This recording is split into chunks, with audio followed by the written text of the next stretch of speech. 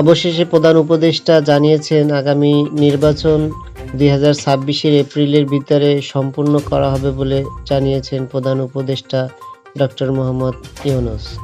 চলুন আমরা ভিডিওটি তার নিজ মুখে থেকেই শুনে আসি। আমি আজ দেশবাসীর কাছে ঘোষণা করছি যে আগামী জাতীয় নির্বাচন 2026 সালের এপ্রিলের প্রথমার্ধের যে কোনো একটি দিনে অনুষ্ঠিত হবে। এই ঘোষণার ভিত্তিতে নির্বাচন কমিশন উপযুক্ত সময়ে আপনাদের কাছে নির্বাচনের বিস্তারিত রোডম্যাপ প্রদান করবে।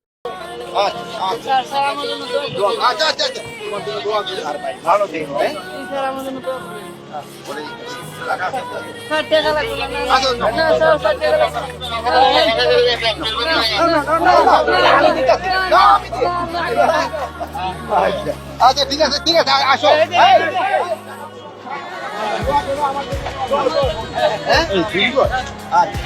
গাড়ি থেকে নামলো, নেমে তোমাকে ধরলো, তোমার কাছে কেমন লাগলো?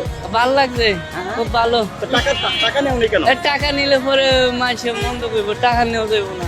পরে 500 টাকা 2 দিনই খাইতে পারবো। টাকা না নিলে অনেকদিন চলতে পারবো। আমার টাকা লাগতো না, ওনার দোয়া লাগলেই চলবো।